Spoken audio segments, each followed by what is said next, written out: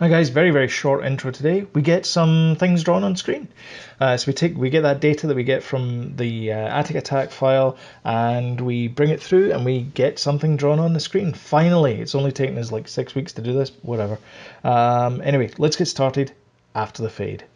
Okay, so I have all these items over here. In fact, I think I have. Let me just bring this up here. So this is the number of items, the graphic types. These are the objects that are in here. So we have 1, 2, 3, 4, 5, 6, 7, 8, 9, 10. I'm going to keep it as this. So there's a couple of objects that are missing. Like object 0 for a start is missing. And then over here it goes to 15, 16, 17, 18, 19, 20. There's a missing bunch of objects between 3 and 8 and down here as well, so 31 is missing, that kind of thing. So I'm going to fill them with blank objects just because I think it will make it probably a little bit easier to go. So I am going to order this by type. So here are all the PNGs, so 1, 2, 3, 4, 5, 6, 7, 8, 9, all the way through to 39. These are all done, so they're all in the right order. So over here, I'm going to go to art, and then I've got rooms here, and I'm going to do art, and this is going to be another folder, and I'm going to call this background object. And again, this is only just for organization more than anything else. And I'm going to drag every single one of these into here. So these are all the PNG files that I've created. So this is every single one of them. You notice that some of them, like 31 and 4 through 7, these are just 1 pixel. And again, I'm going to keep them that way, but I also need to add another one. So I'm going to duplicate this. So I'm going to do Control D, and I'm going to call this element 0. And you see that element 0 is now over here because every single one of these has a number attached to it inside the room data, and so I don't want to jinx it more than anything else. Okay, right, and I need to make that a single. My 1 pixels per unit. It is point no filter, and that's it. Apply. Okay. Now, to be honest, this is going to be the same script. If we look over here, we've got a room background. So we have the room background, and we have the last room number is that, sprite is that. So really, I mean, what we could do is we could just reuse this for room background, which I think we will do. So I'm going to create a blank game object in here, game object, and I'm going to call this background object. Except I'm not going to do that, sorry. I am going to go back into background objects, and I'm just going to drag a sort of basic background object. So it's a basic background object. Nothing says more basic than an open door, or just as a 1 pixel. I'm going to drag a 1 pixel, and I'm going to make that the sort of default one. So I'm inside there, mob 000. I'm going to call this background object. And what we're going to do is we're going to have a pool of these background objects, but only a certain amount of them are going to be used depending on what room we're going to have. So we're going to have to decide how many. Maybe we're only allowed like 20 background objects as a pool, and then we're going to like turn the ones off that we don't use. So this is our background object here, and our background object is a sprite renderer, and of course, because it's a sprite renderer, we're going to give it our pixel perfect material attached to it. And we're also going to attach our background script to it. So it says current room number, I know, but we'll fix that in just a sec. In fact, I think we probably have to fix that just now, so... Ah, damn it. Okay, let's just fix that just now. I'm kind of loath to change it just now. Okay, let's leave it. I've decided let's just leave it just now. So it's called rooms, but we know they're sprites. And then I'm going to do the same thing I did before. So I'm going to put a lock on here. So no matter what object I click on, I still have my background object selected. And I'm going to select the first one here and the last one here, which means we have 40 background objects that we can choose from. And I'm just going to drag them all into the rooms over here. So you see now we have all these objects here. Because of the way this script works, if I change this to whatever room number it is, room number, so let's say I change that to 1, when we start the game, then you'll see that we end up with oh dear, we need to fix that. Okay, so that's in the wrong place. That needs to be fixed. Alrighty. So that should be at 0, 0, 0. So if we go back to our background objects, uncheck that, and we have all these here, and we want to change the pivot to the top left. Remember, we want to change that to the top left. Click on apply, and now when we run it, we have our room data up here. We have our object up here now. Because this is a background, we need this to be in the background, but we don't want it to be in the same level as this, so we want to make this like -50, something like that. So when we run this, the player is still in front of it, so that it looks good. Okay. And similarly as well, when we go to the background object and we choose another object, let's say we choose 36 for this here, we choose 36. You see we now get our main front door there, and if we choose 19, we'll get the full chicken in there as well. And change that to 0, make it 0 again. Alright, okay. I think that's good enough. Okay, so we need to have our background objects as a... What do we need to have them as? I guess we need to have them in an array so that we can control them to describe the room.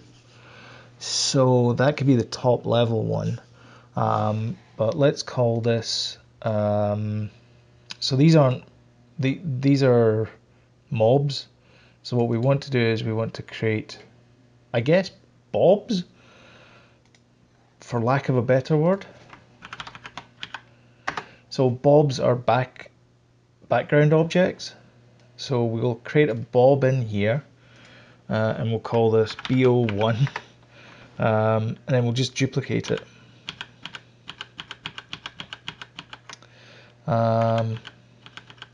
We'll make 15 of them, why not? I'll just go ahead and rename them.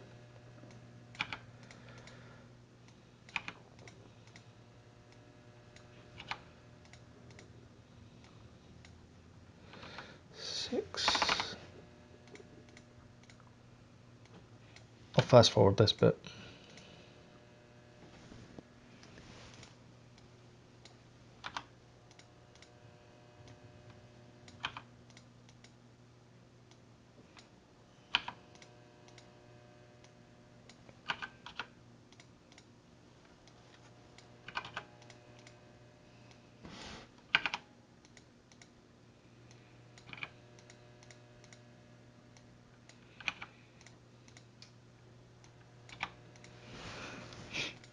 So there we have our 15 background objects.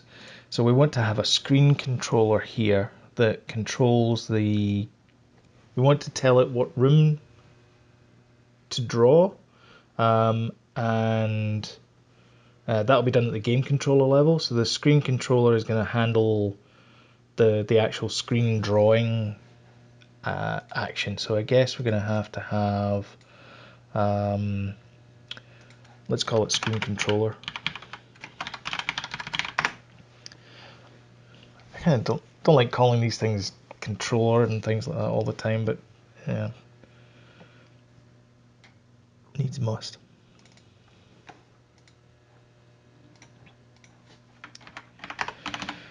Okay, so for the screen controller, we're going to do public void set screen, and this function is going to be called call this function to redraw the screen. So the screen contains things like the color of the screen, the objects of the screen, and then the screen shape. Okay. All right, and screen controller. Well, we could probably do the same thing. Actually, let's do the same thing that we did before. So if I do public map loader,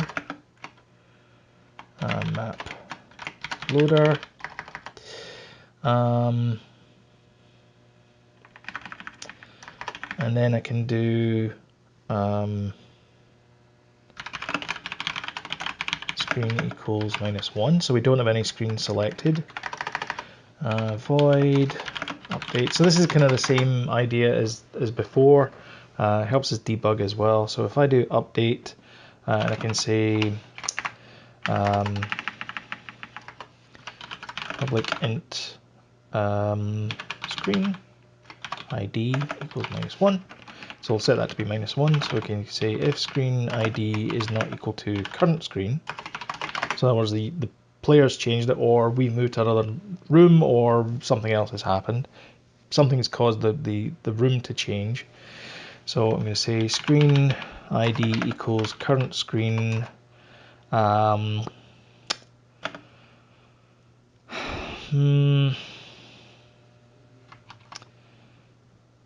Multiplied by maploader.screens.count, because we still want it to be within the screen range, just in case people do weird things. Not that we're going to do weird things, we're the ones writing the game, but you know what I mean. So, you know, not that people can do weird things, probably. So we want to set that to be there, and then we want to describe the room, and that's going to be map loader screen ID. Okay, so describe the room is going to take in a screen, and that's it. That's all we need to do. So I'm going to generate the method for that. That is going to generate our object, which should be maploader.screens. So that should be screen.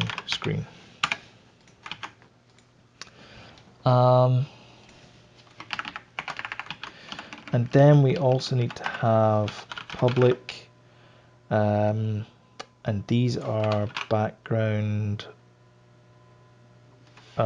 room objects. So these are bobs. We'll call them bobs. So these are our bobs that we change. So describe the room. So what we want to do is we want to clear the bobs, which means we need to set the IDs to 0. So that makes them nothing. X and Y to 0 as well. So we want to move the position as well. And then we want to set the new bobs to their object positions in the room. Set the screen shape. Keep a note of the room's color. So keep a note of whatever the room color is, and we'll use that later on when we want to get our shader work on. Okay, so for our screen, we're going to have our screen controller up here. Actually, well, I said the game controller is going to be here, so let's make everything on this game controller. So if I do screen controller, because everything's going to exist inside this level, I'm not going to have like prefabs and things. Everything's just going to be inside here. This is kind of similar to the way that I did it for Flappy Bird, if you remember. So if you haven't seen that video, that's linked up there. And Flappy Bird, everything was instantiated and we destroyed nothing. We just did a pool of objects. So this is similar here, where we have a pool of our bobs over here, and we'll have the same thing for a pool of our mobs as well. So all our mobs are going to be, either outside the room and not used, or they're going to be inside the room and animated in some kind of way, but we're never going to delete and remove things. And this really does help with garbage collection and things like that, because if you only ever have 20 objects, then your memory footprint is always 20 times whatever that size is. So you're never growing and shrinking, so you never need to worry about how am I running out of memory, am I doing whatever it is. You only ever have 20 of these things, so it really does help. Okay, so we have our bobs there. So again, I'm going to lock this off, and then I'm going to drag these bobs across to this slot here. And you see that we now have all these bobs here. So we can now have access and control of these bobs. And when we change this ID, we're going to see the objects appear. Okay, so that's the bobs there, and we also want to drag over this game controller as well, because this game controller has the map loader, which is part of the same object. And again, we could do the same thing where it's like, well, we could require this and we could get the component, but I'm just dragging into the slot there because it makes it another way of showing you how you can do these things. Okay, so our game controller is all set up. So what we want to do is we want to clear the bobs. So for each room background in bobs, b dot transform dot position equals vector 3.0. So we want to zero that out. B dot and then it is, what is it called? Current room number equals 0. So again, we're kind of mixing our metaphors here, but current room number is the current object number. Reset to origin. So we're basically making it a little pixel, tiny little pixel up the top left hand corner of the screen. So we want to set the room shape. Let's make that one the next one. So the current room shape is, well, we actually need to know what the room is. So we don't have that yet. So we need to create a public room background room shape. So tooltip, this is the image that represents the shape of the room. Tooltip, the background images. Object instances even. Okay, so we need to know our room background. So again, we have our game controller over here. We have our room background, and we're just going to drag background into that slot. So now we have control over what shape this is going to be. And this is going to change down here. So I'm now going to say room shape dot current room number equals screen dot screen shape. So now our screen shape is going to alter depending on what room we're going to be on. And then we're going to iterate through all the objects and set each one of those bobs to be the particular, as we use them, to be in the right position. So I'm going to say for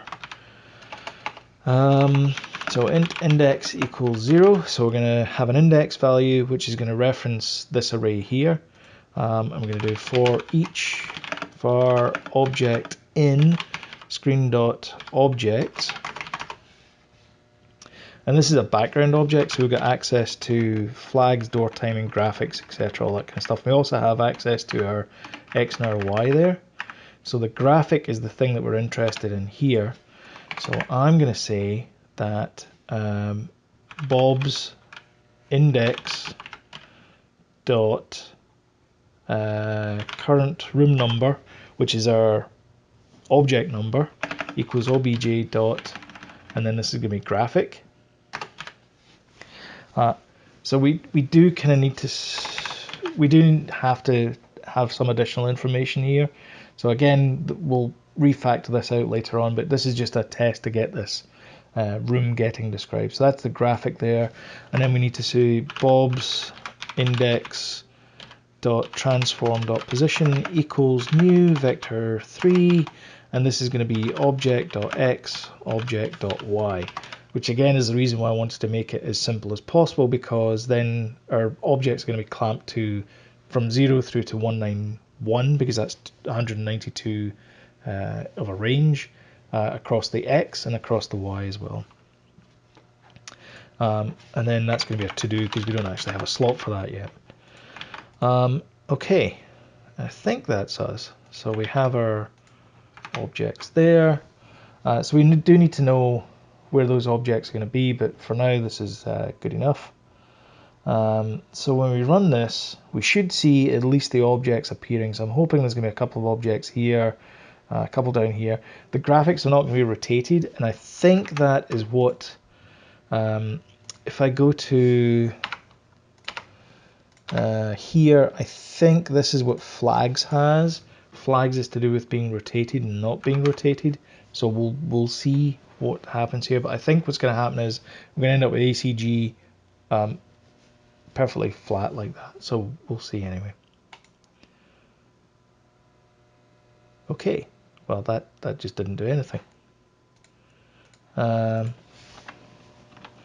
Because we never set the room number. Ha!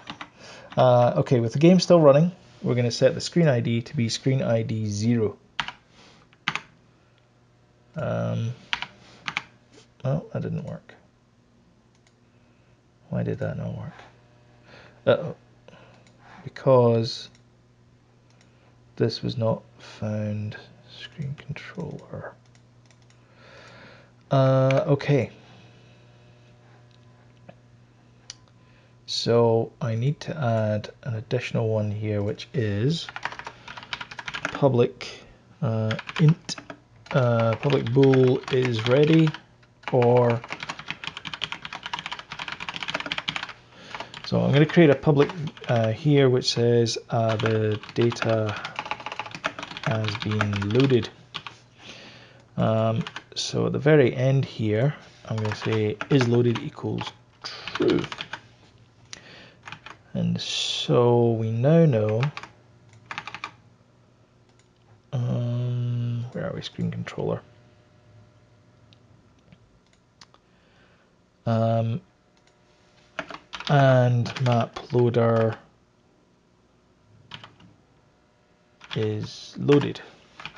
So long as map loader has been loaded, then we should be good to go. Okay, so let's see what happens. All right, so game controller is there. We set this to screen ID 0, and it says the given key was not present in the dictionary.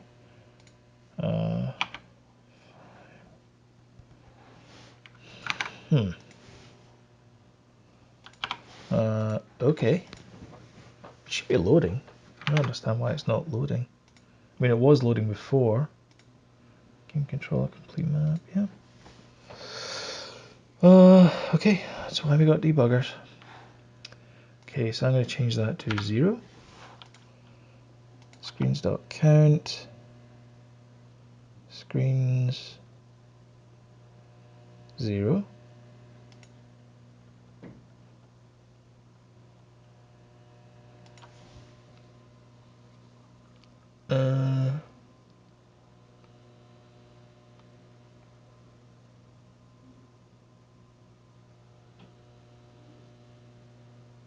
Oh. Well, that's just stupid. So that should be current screen, and that should be current screen. For all of you shouting at the monitor, you were quite right. So these are my public variables. the current room number, the number of the room to be drawn on screen. And then this is our tooltip, the map loader script. Okay. Alright. Alright, now it's going to work. I'm leaning in now. I'm excited. So I'm going to change that from screen ID -1 to 0. And something happened. Well, it's changing that.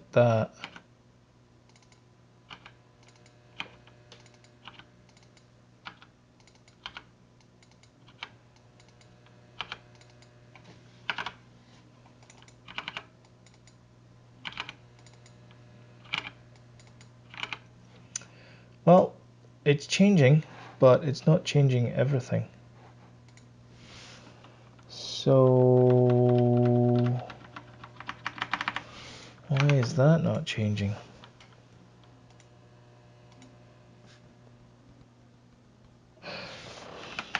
Because I did not increment index. That's why. Again, you're shouting. I heard you. Okay. Right. Game controller. So we set this to be room 0, 1, 2, 3, 4, 5, 6. Okay, what am I doing wrong? So this is element 36. So if I go to the scene, oh yeah. We're minus, aren't we? Because it is. You notice that was almost perfect. It was drawing absolutely perfectly there. Okay. All right. Let's change this to current room number. 14th time's a charm. Did someone say? So I'm going to change this to 0, and we're going to see everything appear on the screen now. Oh, look at that. There you go. Okay. Well, it's off a bit. So we'll need to figure out why that's slightly off. But yeah, I think that's not bad. So these are being drawn upside down. So if I look at the where are we?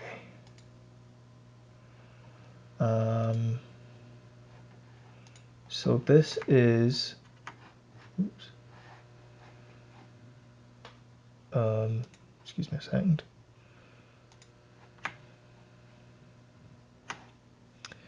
Okay, so this is what it should look like. Okay, so it should have, these are upside down, and they're not.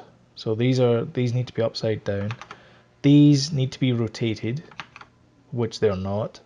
And these are okay, but they're not in the right position. I don't know why they're just not in the right position. That seems kind of crazy, actually. These are also not in the right position, and that's just wrong, that ACG there as well. But these rooms, he's obviously upside down, because if I go to the scene, you'll see that they're actually there. So is this slightly off? Is that what that is? So what should that be? That should be up here. So let's just move these. That looks far too big for that picture. I guess it is bigger. That should be about there. Oops. That should be about here. That should be about here. And so on. And so forth. And such like. Etc. Etc. Etc.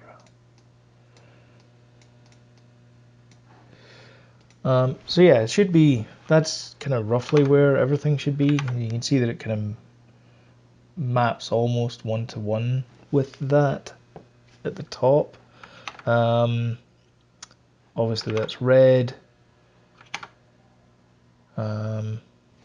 Okay.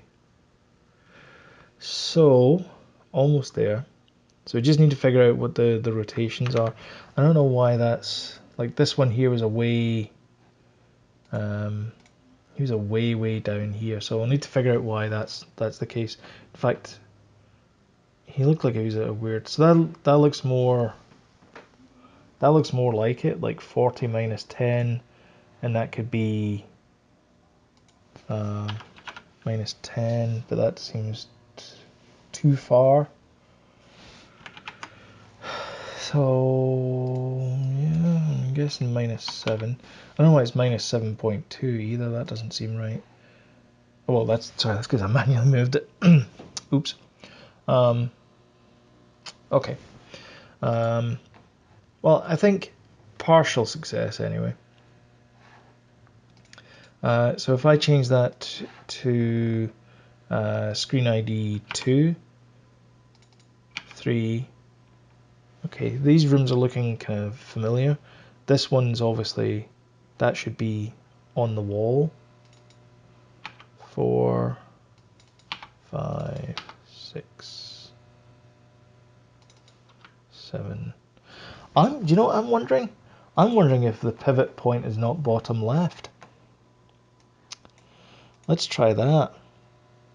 So if I go to Art, Background Objects, and I choose all of these, and I choose pivot point bottom left, and then I click on Apply. So everything's pretty much exactly the same as it was, and I run this, and then I choose screen ID 0. Ha! Will you look at that? Almost everything is in its perfect place. Alright, so now all we need to do is just manage the rotations. So I'm going to have to go and figure that out.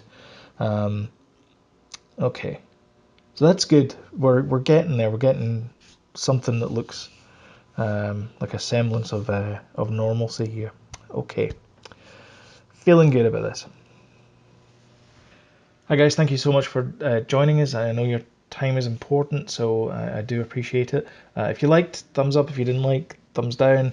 If you want to smash that subscribe button, feel free, it's just down there. So yeah, thank you very much for watching, and I will catch you next time.